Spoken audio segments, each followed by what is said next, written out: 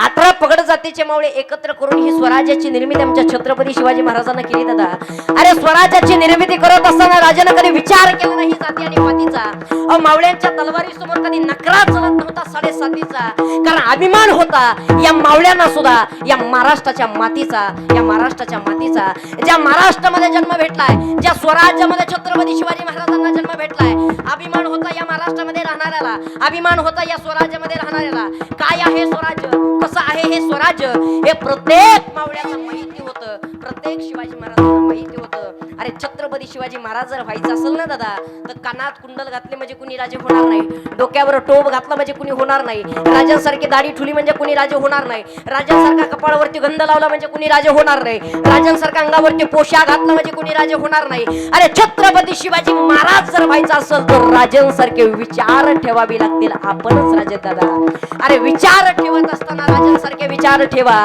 काय विचार होते आमच्या राजांचे. अरे घेतला महाराज आमच्या राजाने ह्या स्वराज्यामध्ये जन्म, अरे घेतला महाराज आमच्या राजाने या महाराष्ट्रामध्ये जन्म.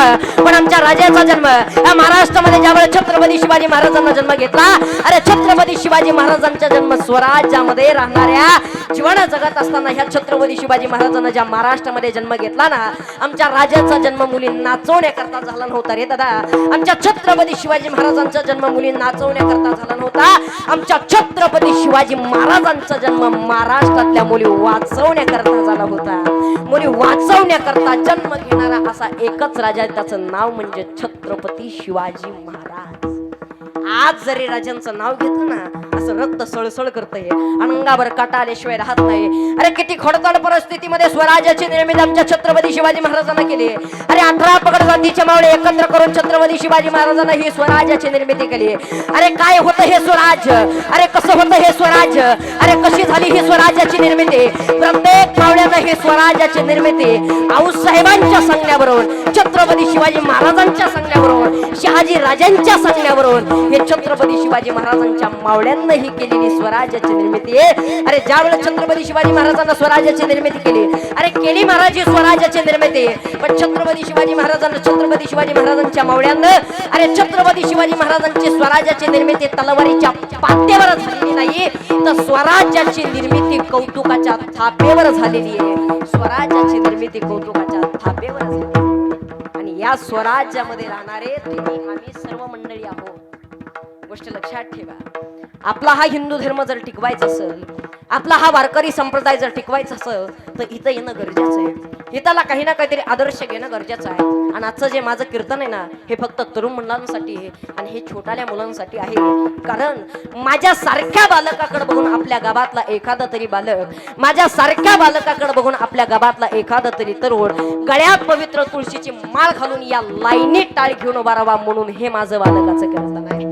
अरे कुठंतरी, काहीतरी, कधीतरी, केव्हा तरी मनुष्याच्या जीवनामध्ये बदल व्हावा, याच्याकरता तुम्ही आम्ही सर्वांनी एवढा अट्टहास केलेला आहे. या स्वराज्यामध्ये तुम्हाला, आम्हाला, या सर्वांना आपल्याला जन्म भेटलाय महाराज. कशी स्वराज्याची निर्मिती केली, काय अगोदर स्वराज्य होतं महाराज. शहाजी राजेंच्या सांगण्यावरून आऊसाहेबांना पुण्यामध्ये यावं लागलं. लाल मालामध्ये शहाजी राजेंच्या सांगण्यावरून जिजामाता आल्याच्या नंतर स्वराज्य बघितलं. स्वराज्याची तर निर्मिती करायची, शून्यापासून विश्व निर्माण करायचंय, शून्यापासून जग निर्माण करायचंय. पण कसं करायचंय, काय करायचंय. दऱ्यामध्ये खोऱ्यामध्ये घेणारे जाणारे राहायला गेलेले त्यांना परत बोलवा. आऊसाहेबांच्या सांगण्यावरून प्रत्येकाला गावावरती यावं लागलं. प्रत्येक जण गावावरती आला. पण काय करायचं आऊसाहेब, राहायचंय कुठं, खायचंय कुठं, जगायचंय काय, प्यायचंय काय, नेमकं करावं काय. आऊसाहेबांना प्रत्येकाला 2-2 बैलाच्या जोड्या दिल्या, पिकवण्यासाठी धान्य दिलं आणि शेती दिली. प्रत्येक जण आनंदानं शेती करू लागला, आनंदानं शेती पिकवत होते, आनंदानं शेती करत होते. त्याच काळामध्ये मोत्यासारखे, कंसासारखे दाणे भरले होते, कंसामध्ये मोत्यासारखे दाणे भरले होते. प्रत्येकाचं शेत आनंदानं शिवार डुलत होतं. पण जंगलामध्ये राहणारे, दल्या खोल्यामध्ये राहणारे प्राणी त्या शेतामध्ये यायचे आणि जेवढं पिकवलं धान्य आहे हे सगळं उद्ध्वस्त करून सकायचे. प्रत्येक जण आऊसाहेबांकडे जायचा, विचारायचा, आऊसाहेब, आऊसाहेब, आऊसाहेब काय करावं, नेमकं कसं करावं, काय करायचंय. मोत्यासारखे कंस भरले, मोत्यासारखे दाणे भरले, पण जगायचं कसं, राहायचं कुठं, वागायचं कुठं. दऱ्यामध्ये खोऱ्यामध्ये राहणारे प्राणी शेतामध्ये येतात, हे सगळं उद्ध्वस्त करून टाकतात, नैनाट करून टाकतात. आऊसाहेब नेमकं काय करावं आऊसाहेब सांगा ना. आऊसाहेबांना सगळ्याला सांगितलं जा, जो कोणी उद्यापासून शेतामध्ये जाईल, दिवसाची रात्र करून रात्रीचा दिवस करून शेतामध्ये कोणी रक्षण करेल आणि प्राण्याचं राखण करून प्राण्याची शेपट काढून माझ्याकडे आणून दे ना, त्याला एक सोन्याचं कड दिलं जाईल. प्रत्येक जण शेतीमध्ये जाऊ लागला, दिवसाची रात्र करू लागला, रात्रीचा दिवस काढू लागला. शेतामध्ये जायचे, शेतामध्ये राहायचे.